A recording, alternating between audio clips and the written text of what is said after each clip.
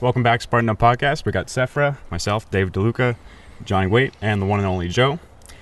Tony Trucks. We're talking about and Tony Marion. and Marion. And Marion. Can't forget Marion. Communist. Tony Trucks, amazing guy. His story is going to bring you to tears.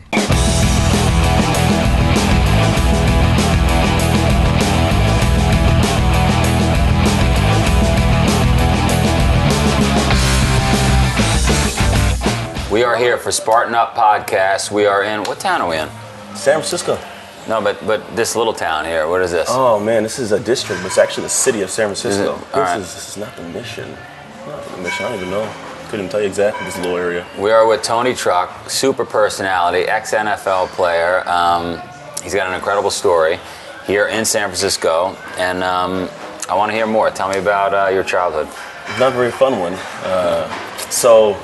Like my first memory of life is 3 years old, actually nearby a city called Martinez. My mom actually gave me away. I remember her bending down, giving me a kiss, handing me off to my social worker, walking me to a black Crown Victoria, and then I get in the car. There's my 3 siblings in the back seat, and then we drive off. It's pretty much like my first memory of life. And then the first 3 years. Pretty traumatic moment. Yeah. Right, for any kid. Yeah. I mean, it's at this point, I say it, and I can say it, but when I get into the feelings of it, that's not good.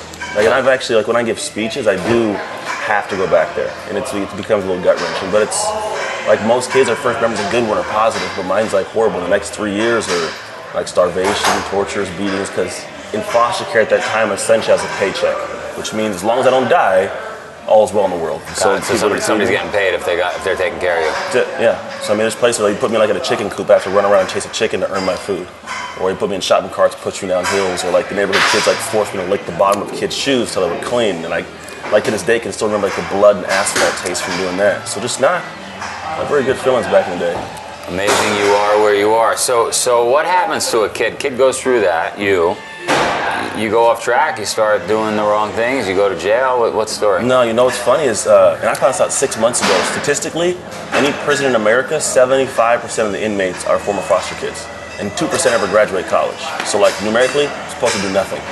I was bad, real bad. I mean, I had no place of feeling like I mattered. At home, my mom didn't love me, so she gave me away. The foster people I'm with, they're not taking care of me, so at school, I've been really bad, and because I'm bad at school, I get punished at home. It's this weird, vicious, negative cycle. And for years, I was just a very, very unhappy, pissed at the world kind of kid, and for obvious reasons. And I mean, you had no connection to anybody, right? I mean, yeah. you didn't see your biological mom, did you? Mm-mm. That was completely distant. She was supposed to, but she never showed up to visitations. They were scheduled, she just missed them. So you're not seeing your mom. You've got no siblings. Well, I have 3, but I don't see them. But you don't see them. I mean, you weren't seeing them then. Not at all. So who you're connected? There's nobody you're connected to. Not really. I mean, I have my foster family, right? From 6 years old to about 14, I was in the same home. But even then, you never know if tomorrow you're being taken, because they don't tell you when they're going to pick you up. You just show up in a car and take you somewhere else. So it's every day that life got a little bit better, which even the house I was with at 6 when I first got there we were poor. I mean, mice in the pantry, cockroaches. So life did get better. As it got better, you get scared to be pulled away. So you kind of have this weird internal battle of you got to fight accepting the good because it could be gone. How long is a stint in a foster home? I mean, it could be 16 years. It could be 6 months. I mean, it could be a week. There's houses I remember one home I went to, and I went to on a Monday, and the whole week, the whole family was talking about going to Disneyland. And the next thing you know, Disneyland comes up. The day they'll get in the car, there's a black car behind that car for me to get in and go somewhere else. So you never know. Right. So obviously there's a fear of connection, a complete lack of trust. So when do you finally land in a home that makes a difference, a positive? That's the one that's my family now, 6 years old. And even then it was a weird dynamic because I was the only black kid in an all-white family. So in the town of Antioch where I'm actually from, there's not much diversity back then. So I'm always picked on in school, always getting in fights, just like the outcast. So I never felt comfortable anywhere, not even my own skin. And that endured for 8 years until I was 14 and finally got adopted, and that was adopted by the family that got it. Had to go to court at 14 and stand in front of a judge and my mom and basically say I don't want you to be my mom anymore, cut the rights, and then I could then be adopted. And why did they take you in, you think? I don't know. To be honest, I mean, my mom had one foster kid before me. Right. I don't know. To be honest, probably the first time I ever said this on camera, but I think at the time it might have been a similar reason of payment. And I loved my mom to death, and I know she loved me, but I don't know at that exact moment, before she knows me, why she has me in there. But then over the years, she just fell in love and went to bat for me, like battled for me. Right. And so there's no question of any part of it that she loved me like her own blood. And brothers and sisters in that household? Yeah, I'm one of 6 in that family. Oh, nice. Yeah, one of 11 overall between all my families. And one of 6 in that family. The other 5 were her children? Yeah. How old were they? So my older brother is 34 now, so he was a couple years older than I have. 2 sisters below me with her second husband, and then a brother and a sister below that from her third husband. And did they keep you on track, those kids? Yes and no. The odd part is I'm the only one in the family to actually go to college. My brother went to the military, actually. Besides that, I'm like the lone oddball. Only athlete, like my parents aren't athletes, weren't athletes. It was kind of a weird dynamic, but no, I never really have like leaned on them to push me forwards ever. So where do you we talk all the time on this podcast about finding that internal motivation, which some people have and some people struggle with. Mm-hmm. How the hell did you get any motivation from you were bouncing around like a ping pong ball? Yeah, to be honest, I just got pissed. I got really fed up with life. What happened was I played football for a couple of years. Like when I got adopted, I could finally play. Loved the game. Like at 14 years old? 14. So are you already at 14, are you already a good athlete at that point? Yeah, I was athletic, but I wasn't skilled. So I could run, like I was the fastest kid in the team, but I was horrible at the game. And so for 2 years, sucked. At 14, but prior to 14, most kids start at 10, 11. Yeah, and they're years ahead of the game. Right, so they're years ahead of you, but what made you fast? Like what, you were just naturally gifted? I ran around like basically you got chased by or cops. running out. Yeah, I call it that. Hopping fences. To be honest, I did hop a lot of fences, like running around in the middle of the night. No, I just recess. I was always a kid. I wouldn't play games. I was only active. Right. I loved that was my only outlet. I was like really bad ADD. I think could have had it, but I was just hectic. I was a bad kid, to be honest. Right. But I was always outside running, loving to play. We didn't have electronics back then. We would make like in our backyard like mud traps because we had nothing. We just basically run around in the mud and throw balls, and we made a basketball hoop out of chairs. Like we just did dumb stuff. Right. But we just was always active. Yeah. And so now 14, you get into football. Yeah. How do you get into it?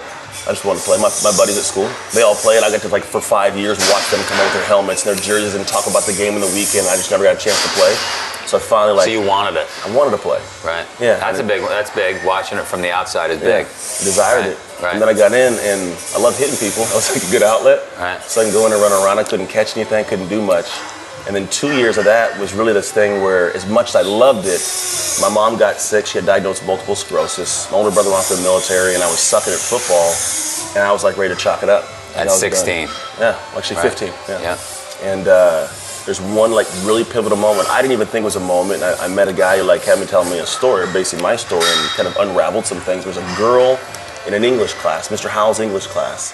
And I'm sitting in the back corner sleeping like the day away because I'm basically flunking out of class now because I don't care. And some girl says to somebody else, well, the reason I'm so bad is because I'm in foster care. And it was like this really just like, I almost made me like angry because I knew that's how I felt. That was going to be my reason for doing nothing. Wow. And I just hated the way it sounded. And so I went home and I kind of was just like staring at a wall. Like, I remember in my bedroom we had like this brown and orange like weird wallpaper. It was like wool. It was weird. I remember just staring at it for like hours like I can't be that. And it shifted my internal desire to do something great. And all I knew to be great at was football at the time. So one pivotal moment. Yeah. Girl makes a statement, one sentence, it changes everything. Everything. Really weird. What if you weren't there that day, right? Like what if you weren't in that room? That didn't happen. I don't know. Never thought about that actually. It's a great question. Yeah. So now you get excited. You're still not great at football. Mm-mm. You're 16, right? You graduate when? When did you graduate high school? 2002. 2002. Yeah. Why don't you and I go run? There was a football field across the street in the park. Why don't we'll race 100 yards. All right. All right. We'll see who wins. We'll come back for the second half of this. All right. I'll beat you. You definitely won't beat me. I hope you're not sitting still while you listen. If you are, you better get a burpee break in. I beat you. I like how you said that. You didn't, but it's good. So, you're 16 now. Yeah. You're motivated. What happens? I start working, man. Just working. Like literally, like I'd go to the park, run routes, having no clue what to do. I caught a football every day for like the entire year, 500 catches a day. I'd just go run. I'd lift weights. My dad was a welder. He's a welder. Right. I made this really like weird weight at work, so I would just basically do a bunch of curls and work out because I wanted to be the best shape possible. And I went back, and it was like the physical part of me was better, but the mindset had changed. Like I had done so much that you hadn't earned the right to beat me in anything. Right. And so when I did that, I excelled, and I got moved up to varsity my sophomore year, ended up getting a scholarship, played in Oregon for 4 years with it. I felt like all these things started unrolling, but it's because of the mindset I learned back then of like, if I can do this, like on the field, I can do it in life too. Right. And it taught me this difference. And actually, what I do now is I travel the world, and my company's message is trust your hustle. And so I learned that off season what it means to trust your hustle. Yeah, I like that. So what you learned during that time, I mean, because you got into college, you got a scholarship, right? And you got into the NFL, was you sweat in training, so you don't bleed back, right? You put your friggin' time in. Everything. Every ounce of it. I enjoy the journey more than destination. Yeah. I think at this point I've realized that that's... Most people don't know that, right? Most people are waiting for that destination. That's why they're not happy. But it's actually all the work that it takes to get there. Yeah, and then it's you ever heard of the book Mastery, The Way of Aikido? No. It's a process. It's actually just basic conceptual. Says some people get in it from the start. If the start doesn't pan out, they switch to something else. Right. But Aikido, it's like so arduous, the journey, that you'd fall in love with the journey and normalcy of it. Sure. And so like I get like to a point of where it's like it's ecstasy inside the pain. Like I like the journey, the battle, the fight, because I feel like it tests me every moment of the day, and I love that. Creepily love it. It's great stuff. I'm amazed that I mean, we can't get people that have privilege and they have nice houses and they have the best family to have the motivation and the drive and just the I don't know, just the whole package about you doesn't exist in people that had 5 times what you had growing up. So it's pretty amazing to see. So then, NFL, what happened? Tore my left shoulder playing against the Philadelphia Eagles, 2008. So my teammates, those were the Steelers, they go on to get a Super Bowl ring, and I had to watch them all get a ring. Ah, that was no bueno. That was painful. But then my degree's in kinesiology, so I came home and opened a gym. That's what I knew. And so I went into a world where I knew like how to work in that space, how to teach that, and learned a lot. Business. I went straight into business, and it was kind of a kick in the balls. But so you had some money from the NFL. Yeah. You opened the gym, and it's not as easy as you think. No, not at all. I mean, everybody thinks it's supposed to be, because on paper, I'm the best guy to go train with. But when it comes to running the business, the ins and outs, there's guys that are already 5, 6, 7 years ahead of me. I think running a business is the hardest thing you can do. I think it's harder, and many women out there listening will say, Joe, you're whatever they'll say, but I think it's harder than giving birth. I think there's nothing like running a business. Yeah. Everything that can go wrong does go wrong. Yeah, very true. Right? You gotta have a stomach for it. You have to. I think at the end of the day, I always know it will, but I know that when it does, I bring me to it. And I think that's been the biggest strength for me, which is what I teach people now, which is that whole idea of it's just trust. It's this innate knowing. I don't know what's gonna go wrong. I just know it is, but I know I got me, so I'm fine. All right. So then you close the business because it's not, you're getting tired of it, it's not doing as well as you thought. Well, no, it was doing well. Actually, I got to the point where it was very successful. I was 5 years in, so I beat the odds, the whole 95% fail in 5 years. I was traveling the world speaking, I was in best-selling books, I was Wall Street Journal, like I was doing really well. I started consulting for the power company out here and making 6 figures doing that. So, like on paper, financially, I'm great, but I felt like there was more. Like it just didn't feel like every day. Like there was a day I woke up and didn't love the idea of it. And I've never been a person that wants to do something I don't love. Like I always have this thought in the back of my head that the last person I ever want to meet in my deathbed is the person I could have been. Right. So it's like if I know there's more, I gotta go chase that. And I got to this point where I was kind of battling with that, and then Mom got sick, like more sick. 17 years. What year is that? When is that? 2 years ago. Got it. April 15th, 2014. And my family was all out, and I was in the room with her. She took her last breath. It was just really like, I think death kind of makes you think like, what's this all for? Yeah. And it made me kind of reflect the fact, like physically my mom couldn't do anything. Like she couldn't walk, talk, like her body just, gave out on her. So for me, if I physically can, why can't I go chase whatever I want to do? What's going to make me happy at least? And it's not, making someone lose 15 pounds every day or have a kid running faster 40. Like that's great. I love doing it, but there's more to me. And so I ventured out and happened to basically be in a seminar called Experts Academy and realize there's an actual industry where you can teach people things based on what you've learned if you structure it that way to help other people. And I think that like really drew my heart more than I ever thought it would.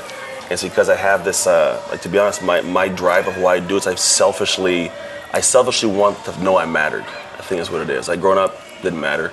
So in a moment where I can step back and now help people and matter to them, like that fuels me. That makes you feel good. No, that makes sense. And so you're crushing it with that right now? Yeah, it's moving in a really weird tick. I think because it's what I call effortless effort. I think at a certain point we're grinding, and now I'm so in love with the effort I give that becomes effortless. And so it's creepy how in the last less than 2 years it's turned into something where people have been in it for multiple years are struggling to get the success I had. And it's not because I'm better. It's just I feel like I've finally Well, you love it. I can see it just comes out in you. Yeah, I absolutely do. Yeah, you love it, and I think people generally want to help other people. Yeah. So when they hear your story, right, and you're infectious, they're probably networking and helping you get to other people. A lot of people help. Yeah. But I'm big on helping too. Like I don't know. I think the big thing for me is I just want to make sure it's maybe weird and morbid, but I want to have a humongous funeral when I pass. I'll be there. I appreciate it if you did, man. You gotta do some burpees. Make everybody do burpees. I'll make everybody do burpees. You got my word on that. All right, I appreciate it. What do you want? What's your favorite exercise? Honestly, power clean. Power clean. I like the power clean. In college I did it. I got really good at it, and I just like doing it. Yeah. Yeah. What advice would you have for people that are stuck in the mud, just not moving forward in life? Yeah. I think the first thing is ego. You have to drop the ego and admit that what you're doing is not great. I think people protect their struggle. They get to the point of saying, no, it's good. No, I'm okay. And there's this idea that there's happy and unhappy. And I found that there's not unhappy and unhappy, because you have to say, oh, I'm happy, because if you're not, you must be unhappy. But there's a big gray area of I'm just not unhappy. And you're not incredibly happy, but what happens is gray is it's depleting, it's soul draining. So if you're there, first admit you're there, and then you give yourself permission to actually pursue something that makes you happy. So first thing's owning up to it. So you're better off being extremely unhappy or extremely happy, but not in the middle. Yeah, I mean, we're gonna be in the middle. I mean, right. Days you're in the middle and days you're not in the middle, but right. I think a lot of people float in the middle, but won't admit that they're floating in the middle. Because they have to put the facade on so the rest of the world doesn't see their chink in the armor, which is the ego saying, no, I'm great, because you don't want to let everybody see you sweat, so to speak. So open up. Yeah. Open up. It's hard for people to do. It's hard. Let your guard down, right? That's hard. You're an expert at it. Pretty much. You are, right? I mean, you just came out and basically took the kimono off and said, here, look what I went through. That's who I am. I've had a lot. I mean, it's life stuff. I've had stuff happen up until I've actually been my best friend or accountant of years. I have not had a year until hopefully this year that something bad didn't happen in life. I know. Knock on wood. You don't want to be saying that. But it's, I've had situations. My high school sweetheart, mother of my 3 kids, she had an affair that took me to a point where I sent a text to my friends and said, please tell my kids who their father was. It was, I didn't have a family growing up. So when that was pulled away from me, I wasn't anything anymore. So I've been to dark, dark bottoms. And those kids are with you now? Well, yeah, we have a 50-50. Yeah, nice. and we're in a good operating relationship. It's been a lot. I've done a lot of soul searching to figure out people, and I think at this point now, I have this weird ability to be a guy's guy. I'll still hang with the alphas. I'm still that dude. Sure. But then I can also step back and see how we operate as humans and have compassion, a true empathy for who we are and how we operate. I think because of my stature, it allows other men I seem to have permission to be that way as well. Yeah. But it's kind of a weird dynamic. I'm still playing with how that works, and I'm seeing it more and more in kind of the people I interact with. But yeah, it's opening up and showing who you are has been so much more powerful. There's more strength in showing your weakness than just being strong all day. You're like a book. You're awesome. You just spit stuff out. That's awesome. I'm glad we met. Me too. Appreciate it. Tony the Truck. How powerful was that? Huge. It was unbelievable. Yeah. That was a wake-up call for me. It was the end of the day. Interviewing him, didn't really know where it was going, who he was, and sometimes those are the best ones. And he was powerful. First physically imposing, right? Looks the part, sounds incredible, and then when he becomes so vulnerable and goes back and tells you his story, it's man, I can't complain about anything. Mm-hmm. Right? Well, the idea, he talked about statistically that prisons are full of kids who are foster kids. Yeah. And his first memory as a human being was his mother giving him away. And you just think about all the things we think are tough in life. That's a tough way to start your life. But to then not only not be another statistic, in the prison system, but to actually thrive and be as successful as he's been. And I think more importantly, to then find a way to leverage that to give back to others is pretty extraordinary stuff. I thought a beautiful takeaway with that was that time when you just sat and stared at the wall, and he was just like, you know what? This huge obstacle that I have in my life, it's not going to define me. Mm-hmm. I'm just going to, that's it. I'm overcoming it. Mm-hmm. Boom. And he described Decision it so made, vividly. go. Yeah. How rare is that, though? Right? Like, how rare? I mean, you're a coach, right? You're a life coach talking to people. How rare is it that somebody's able to pull themselves out of that? It's rare, except that I think he talked about a moment that something happened, and it was when he overheard the girl say to another girl, "Oh, he's a bad kid because he's a foster kid." And I think we all in life get those opportunities. We just don't all take advantage of them. So he could have at that moment said, "Screw it, I'm a terrible kid. This is all I'm ever going to be." And his reaction was, "I'm not going to let this define me." Mm-hmm. So that conversation, that one moment, I think those one moments happen all the time in life, and we just don't notice them. You know, that pivotal moment. Is that idea that, opportunity, everybody would take it, but it's disguised as overall, it's disguised as hard work and dressed in overalls. Or in that case, it was described as an insult. It was described as somebody defining him, and he said, "I'm not going to allow that to define me," right? Mm-hmm. So if you look at every single thing that happens to you in life and realize that I can go either way with this. I can either take this. I think back to Barry Hearn, and he said that Barry should join our podcast. We need a fifth microphone. What did he say? He said he said that that winners take stress and use it to make their life better. Losers take stress and use it as an excuse to quit. But here's an example where he could have taken that moment as, "That's all I'm ever going to be, is a bum." Mm-hmm. And instead he said, "I'm going to take this moment and use it to reshape my life." Mm-hmm. So I think that that any of us, if we look back at those pivotal moments, the only reason we see them as pivotal in a good way is because we took it the right direction. Mm-hmm. It's just as easy to take it the wrong direction, and you never look back at that as pivotal because it's just another stumbling stone on the path, right? Mm-hmm. It's that same brain patterning, and it also goes back to that old parable that we keep hearing. Like, you always have two, I don't know, monsters, demons, whatever is above you. There's the good and the bad, and they say, which one wins, grandson? Whichever one you feed, right? If you take all of these examples and you're throwing up fodder to the bad giant, gets bigger and bigger, but you say, I'm going to transmute this into something good, and that's what. But there's a difference. Everybody here on this panel, we had solid influences. We had somebody saying, "Hey, don't feed the bad monster," right? Yeah. My kids, it's like an experiment every day. Yeah, I'm trying to, right? But this kid had nobody. Although he does say when he was 6, he finally ended up with a family that ended up being the permanent family that he was adopted, I think, when he was 14. After getting left behind to go to Disneyland. That was tough. Right? yeah, that was incredible. But again, though, he had all those bad experiences. But somewhere along the way, there is always somebody that helps us somehow. And so somewhere along the way, he talked about his mom, one that he thinks of as his mom, his foster mom, and how she just would go to war for him. And he finally knew that he was loved. He had somebody in his corner. Absolutely. I'm going to go back to Barry Hearn for a second, too. Where he said, he said that there's a father figure, but there's always a parental figure. There's always someone who comes along. And it's funny, through Spartan Up, for some people that ends up being you. Right. The guy who we are the corner for some people. They come to this race, and for the first time, they see somebody who actually seems to care about them, right? Sure. But I think that that the great thing about Tony as well, not only was he successful, he said, I'd actually left football, his shoulder that got completely torn apart.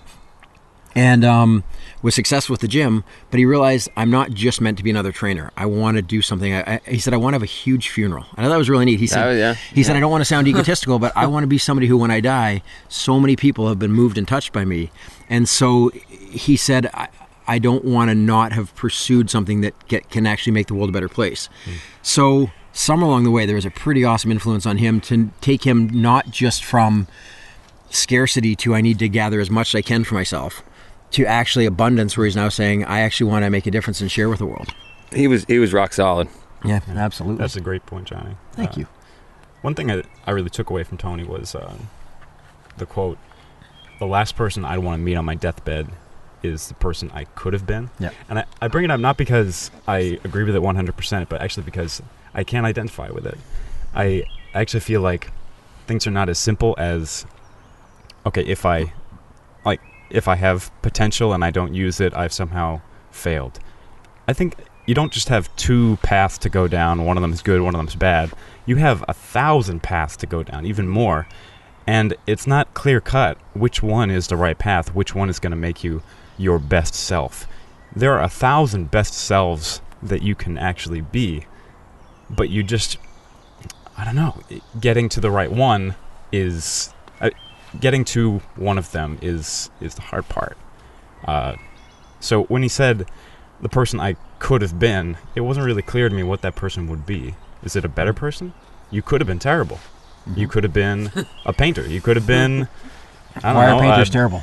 By the way, biologist. This is the difficulty. We're having a philosopher on the panel. It adds a whole new dimension. You could be a communist. Nothing is clear cut anymore. we Neanderthals are good, bad. This was good. Am I a Neanderthal? Thanks a lot, Yeah, John. very much so. Well, you've got wolves on your shoulders. You're Mowgli. Yeah. Moglet. Mowgli. With that, Come visit Moglet. Okay. I'll do a quick edit on that one. SpartanUpPodcast.com. And please subscribe. Thanks very much. Thank you for listening to another epic story of success. We hope you enjoyed the episode. To find more show notes, audio, and video, please visit us at SpartanUpPodcast.com. The Spartan Up Podcast is brought to you by Spartan. To find a race near you, visit Spartan.com.